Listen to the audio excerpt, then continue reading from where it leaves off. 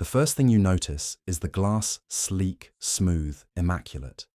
The iPhone glistens like a technological jewel, its precision, a silent promise, innovation, elegance, luxury. With a flick of your thumb, the world folds into your palm. But this story isn't about what happens on the screen. It's about the hands that built it. Every year, Apple sells hundreds of millions of iPhones. Behind that number lies another story, a darker one. It begins not in California, but in the industrial provinces of China, where steel gates guard vast compounds and security cameras line the rooftops. These are the factories that make the dream work. And the cost of that dream, it's paid by people most of us will never meet. Our journey begins in Zhengzhou, a city many now call iPhone City. At its heart lies Foxconn, a name that barely appears in Apple's marketing, but is central to its empire. The Zhengzhou factory complex is colossal, housing more than 300,000 workers.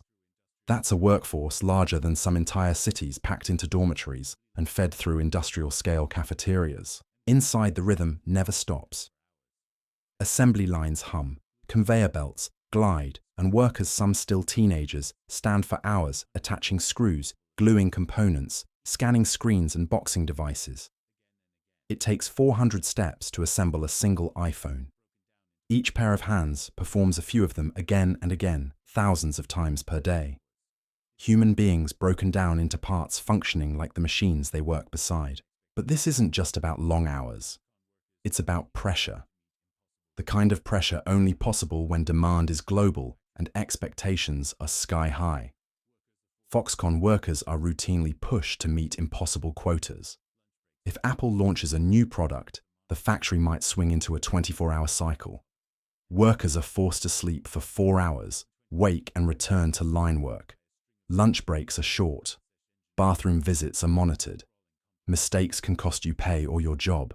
And then there are the suicides. In 2010, the world was jolted by a string of suicides at Foxconn's Shenzhen plant, another sprawling complex responsible for assembling Apple products. Within months, over a dozen workers had jumped from dormitory rooftops. The image of workers falling from factory buildings stunned the globe. But Apple responded with characteristic precision, not reform, but damage control. Nets were installed outside dorm windows to catch jumpers. Bonuses were handed out. Mental health hotlines were promoted. What wasn't changed, the underlying conditions. Most workers are migrants leaving their rural villages behind in search of better pay. But once inside the Foxconn system, they're caught in a cycle of overwork, surveillance, and isolation. Dormitories sleep 8 to 12 per room. Overtime becomes a necessity, not a choice. Wages, though technically above minimum, often barely cover living expenses, especially when fines are levied for infractions like tardiness or talking on the line. The power dynamic is suffocating. Management is militaristic. Workers line up at 5 a.m. for roll calls. They chant corporate slogans. Disobedience, even fatigue, is punished. "You are not a person," one former worker said. "You are a tool." Yet Apple, renowned for its branding and attention to detail, claims plausible deniability. We care about our workers, their statements often read. We audit our supply chain regularly. But the audits rarely result in major changes.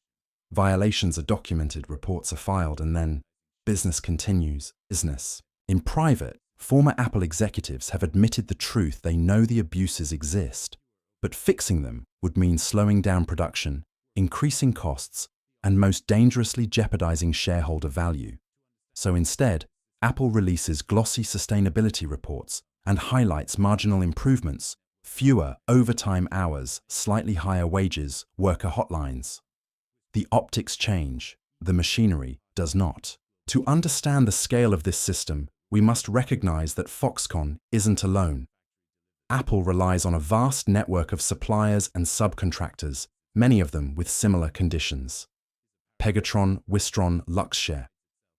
Each one plays a part in the dance of global production, bound by contracts that reward speed and punish delay. The faster a factory delivers, the more it earns. The more it earns, the tighter it squeezes its workers. At the heart of it all is a paradox. Apple, a company that prides itself on design perfection and humanistic values, sits atop a supply chain built on human exhaustion. Tim Cook, Apple's CEO, once said, "We want to leave the world better than we found it. But for tens of thousands of workers, that world has only grown harder." In 2014, BBC's Panorama secretly filmed inside Pegatron's Shanghai facility. The footage revealed exhausted workers falling asleep on the production line. Others were forced to work 12 to 16-hour shifts, often without rest. When Apple was confronted, the company expressed concern but denied systemic wrongdoing. And that's the pattern: acknowledge but don't act. The cycle of exposure, apology, and inertia repeats. Meanwhile, the next iPhone release looms, and with it another surge in demand, and another generation of workers pressed into the gears of tech capitalism. As consumers, we're encouraged to marvel at the final product. The seamless interface, the cutting-edge camera, the glowing box beneath the tree. But every time we upgrade, we feed the system. Every click, every pre-order, every standing ovation at a keynote presentation, that's fuel. Fuel for a machine that runs on people. While the assembly lines of Foxconn offer a window into Apple's manufacturing backbone, the exploitation doesn't start there. It starts deep underground, far from the neon-lit cities of China. To truly understand the iPhone's birth, we have to begin with its skeleton, the raw materials, the rare earths, and the minerals that make it come alive. Most people have never heard of coltan cobalt or neodymium, but without them, your phone wouldn't work. These are the building blocks of modern electronics extracted from the earth at tremendous human and environmental cost. In the Democratic Republic of Congo, young boys crawl into narrow tunnels in search of cobalt, often without protective equipment, lighting, or stable oxygen flow. These children, some as young as 6, risk death every day to feed the global tech economy. They are paid pennies for bags of unrefined rock. Those bags are sold to middlemen who transport the ore to larger trading houses. Eventually, the cobalt finds its way to processing plants in China, where it is refined, alloyed, and sent to battery manufacturers, many of whom work with Apple. Each step in the chain is designed to obscure responsibility. By the time the cobalt becomes part of a sleek lithium-ion battery, no fingerprints remain. Apple claims it does not tolerate child labor. And on paper, it doesn't. Their supplier responsibility reports are filled with statements about audit standards and zero-tolerance policies. But in practice, these violations are invisible until they are exposed, usually by journalists, activists, or NGOs. And even then, the response is almost always the same: we're investigating, followed by silence. It's not just Congo. In Bolivia and Chile, lithium extraction devastates indigenous land and ecosystems. The Salar de Atacama, a breathtaking salt flat high in the Andes, holds some of the largest lithium reserves on Earth. But the process of extracting lithium requires millions of gallons of water taken from local communities who now struggle with drought, desertification, and rising salinity in drinking sources. For the indigenous people of the Atacama Desert, the boom in electric vehicles has not brought opportunity, it has brought displacement and destruction. Apple doesn't mine lithium directly, nor does it own the smelters or refiners, but it benefits from a system of outsourcing so vast and opaque that ethical oversight becomes impossible. Each layer of separation provides legal and moral cover, and in a supply chain that spans dozens of countries and contractors, plausible deniability becomes a feature, not a flaw. Back in Asia, the web tightens further. Foxconn may be the biggest name, but Apple has quietly diversified its manufacturing partners. Pegatron, based in Taiwan, operates massive factories in Shanghai and Suzhou. In 2020, Apple put Pegatron on probation after discovering student workers were being forced to work overtime. But the probation didn't last. When Apple needed to meet holiday demand, Pegatron returned to the fold, its corrective actions accepted. Then there's Luxshare Precision, often called the Little Foxconn. In recent years, Apple has shifted more production to Luxshare in an attempt to reduce reliance on its largest supplier. But Luxshare too has been accused of labor violations, including hiring underage workers, overworking staff, and using dispatch labor to circumvent employment laws. In India, Apple's push to diversify its supply chain led to a 2021 riot at a Wistron factory near Bangalore. Workers protesting unpaid wages and poor conditions stormed the facility, causing millions in damage. Apple responded with temporary suspensions, public condemnations, and later business as usual. In Vietnam, new factories promise cheaper labor. In Indonesia, nickel mining for iPhone components is expanding often into protected forests and indigenous land. At each link in the chain, Apple enjoys maximum profit with minimal accountability. It does not own these mines or factories, but its demand sets the pace. Its contracts define the quotas. Its silence enables abuse. Meanwhile, public perception remains clean. Apple's marketing speaks of sustainability ethics and empowerment. Its environmental initiatives include solar-powered headquarters, recycled aluminum, and carbon-neutral pledges. But these surface-level improvements don't address the root problem, a business model built on relentless outsourcing and pressure. When confronted with criticism, Apple points to its supplier code of conduct. But experts argue that this code functions more as a shield than a sword designed to protect Apple's image rather than reform its partners. Audits are scheduled in advance. Violations are rarely penalized beyond mild corrective requests. And the deeper the abuse, the further down the supply chain it occurs beyond the reach of Apple's PR. Let's not forget the cost of speaking out. In 2022, Chinese labor rights group China Labor Watch was banned from operating domestically. Investigators and whistleblowers risk arrest. Journalists are blocked from entering factories.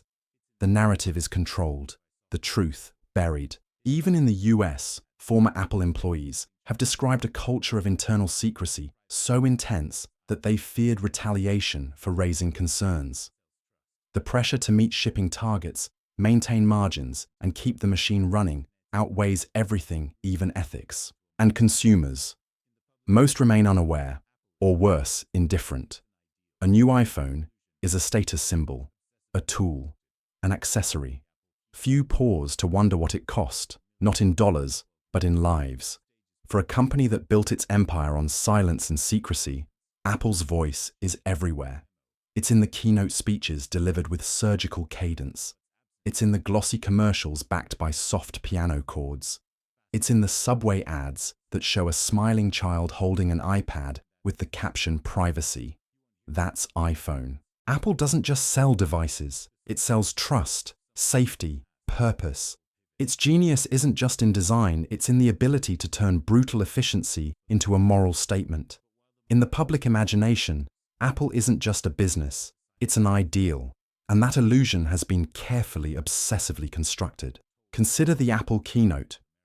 These annual events draw millions of viewers worldwide. The stage is pristine. The presenters are polished. Every sentence, every transition, every demo is rehearsed with the precision of a military drill. But what's absent is telling. You'll hear about edge-to-edge displays, faster chips, new colors. You won't hear about the 14-hour shifts behind that A17 Bionic. You won't hear about the labor audits, the underage workers, the suicides. And if someone dares to ask Apple pivots, we're working on it. We care deeply. We have zero tolerance for labor abuse. But while the marketing sings about values, the legal departments work to silence dissent. In 2020, The Guardian published a report exposing the toll of lithium mining in South America. Apple was named as one of the companies indirectly profiting. Rather than address the specifics, Apple released a vague statement about responsible sourcing and redirected attention to its environmental awards. Critics accused Apple of greenwashing, using superficial environmental gestures to distract from core human rights issues. Apple has mastered the art of the narrative pivot. When activists raised concerns about cobalt mining in Congo, Apple highlighted its move to recycled cobalt. But even today, only a small fraction of cobalt in Apple products is recycled. The rest still flows from the same mines worked by the same children under the same danger. The change is in messaging, not material.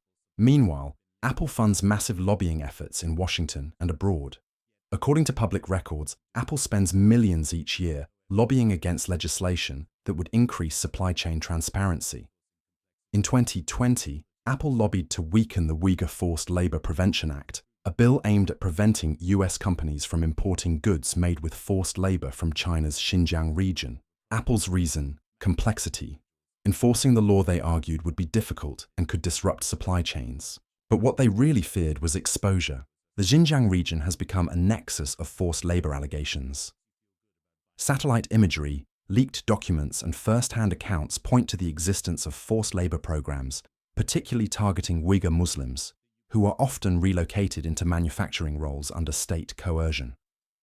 Several of Apple's suppliers have been linked directly or indirectly to these regions. Yet Apple has denied any wrongdoing, stating that it found no evidence of forced labor in its supply chain. But that's the trick of outsourcing complexity. Plausible deniability becomes a fortress. While most tech companies face scrutiny, Apple seems to enjoy a special kind of immunity. Part of it is strategic. Apple's tight control over product design, manufacturing schedules, and retail environments allows it to maintain a disciplined, consistent message. Leaks are rare, whistleblowers are silenced quickly. But another part is psychological. Apple makes you feel good about buying something expensive. It tells you it's worth it not just because of the technology, but because of what it says about you, that you care about quality, that you believe in innovation, that you support a company trying to make the world better. This is the real genius of Apple. It doesn't need to deny exploitation. It just makes you forget it exists. It's no accident that Apple rarely engages directly with human rights critics. Instead, it redirects. It sponsors education programs. It donates to global equality funds. It makes highly publicized environmental pledges, carbon-neutral operations, recycled materials, supplier clean energy initiatives. But what's left out are the workers, the people crushed under the weight of that system. For them, the green future Apple advertises means very little if their rights, health, and lives remain disposable. In 2022, an investigation by The Information revealed that Apple had secretly cut ties with several suppliers known for labor abuses, but didn't announce it publicly. Why? Because doing so would require admitting that those companies were used in the first place. Apple preferred silence over accountability. That silence extends to legal strategies too. In the US, Apple has repeatedly fought shareholder proposals demanding greater supply chain transparency. When investors requested reports on human rights risks, Apple advised voting them down. When human rights groups requested access to audit data, Apple declined, citing confidentiality. Transparency, it seems, ends where liability begins. Meanwhile, Apple continues to post record profits. In 2023 alone, the company's revenue exceeded $390 billion. That same year, over a dozen reports emerged, citing labor violations at Apple supplier facilities across China, India, and Southeast Asia. None resulted in major policy changes. None made headline news for more than a day. Because the machine continues, Apple knows something fundamental about modern consumers' attention is fleeting. A scandal can rage one week and be forgotten the next. All it takes is a new product, a clever ad, or a glossy announcement to reset the cycle. And so we return to the stores. We line up for the next launch. We watch the keynote. We upgrade. But beneath that transaction is a contract, a silent agreement to look away. To truly grasp the scale of Apple's power, you must follow the money, not just the dollars made, but the ones never paid. Because Apple is more than a tech company. It is a financial juggernaut, a master of global capital maneuvering, and arguably one of the most sophisticated tax avoidance machines in history. It begins with a simple truth: Apple has more cash than some countries. At its peak, Apple held over $260 billion in offshore reserves, untaxed, untouchable, and stored away in a web of shell companies stretching from Ireland to the British Virgin Islands. These entities, carefully constructed and legally sound, allowed Apple to avoid tens of billions in taxes. In 2017 alone, Apple was ordered by the European Union to pay $14.5 billion in back taxes to Ireland. Apple refused. Ireland refused. And in a twist of irony, the country that hosted Apple's tax haven chose to defend the very system that denied it billions in revenue. Apple's legal defense. We follow the law, and they do, because Apple doesn't break the system, it exploits it masterfully. But while governments fight over legal interpretations, workers fight for dignity. As Apple posts record profits, the wages for factory workers at partner plants like Foxconn, Pegatron, and Luxshare barely keep up with inflation. Many workers are migrants living in company dorms, eating in subsidized cafeterias, and enduring relentless schedules. They are fined for mistakes, denied breaks, and expected to meet production quotas that rise without warning. Their hands assemble the devices that will one day rest gently in ours, powered by software designed to be invisible. Apple's ecosystem, so seamless to the user, is hellishly complex for those who build it. The software updates that roll out to billions are often the product of brutal sprints by developers, testers, and engineers. Even within Apple's US campuses, a culture of internal secrecy has fostered burnout, exclusion, and fear. Former employees have spoken of being ostracized for raising concerns about labor ethics and diversity. But Apple's real genius lies in externalizing risk. While it reaps the brand equity of designed in California, every piece of the production pipeline, extraction, labor assembly, even PR disasters, is pushed outward. And when scrutiny intensifies, Apple has another trick up its sleeve: philanthropy. In the last decade, Apple has donated hundreds of millions to education programs, racial equity initiatives, and disaster relief. These are important efforts, but they also serve a dual purpose. Each grant buys goodwill. Each tweet about equality shifts the spotlight. It is brand laundering at its most elegant, and it works. In Silicon Valley, Apple is seen as the grown-up in the room, not as brash as Elon Musk, not as controversial as Meta, not as unpredictable as Bezos. Tim Cook, calm, principled, reserved, has become the face of corporate ethics. He speaks at universities, attends political forums, and receives awards for leadership. But under Cook's tenure, Apple's profit margins widened, its supply chain tightened, and its global grip intensified. So where does it go from here? For years, Apple has promised reform. It has introduced new standards, launched supplier responsibility programs, and claimed progress. And yes, some factories have improved. Some workers are treated better. Some abuses have been addressed. But these are exceptions, not the rule. Because the system works as intended. Consumers upgrade, profits rise, reports are buried, shareholders are satisfied. Governments look the other way because Apple brings jobs, influence, and leverage. In Washington, Apple is a top lobbying force. In China, it plays by government rules, removing apps, censoring content, and adapting software to align with state policies. In Europe, it fights regulation with armies of lawyers. In India, it dangles investments to influence labor laws. Apple, like many global corporations, has become its own jurisdiction, accountable to no one but its quarterly earnings. And what about us? We, the consumers, are not powerless, but we are distracted, overwhelmed, trained to believe that ethical consumption can be solved with recycling or buying refurbished phones. But the truth is harder. It requires systemic change, legislative action, transparency mandates, international oversight. It requires us to stop asking, is Apple worse than other companies? And instead ask, what does it say about us that we accept this from the best? Because Apple is a mirror.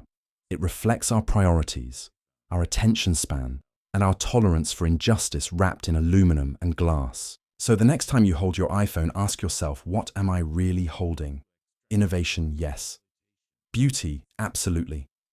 But also extraction, exploitation, and silence. This is the cost of convenience. This is the price of seamless design. And this, above all, is the story behind the world's most admired company. Not just the machines it builds, but the machine it is.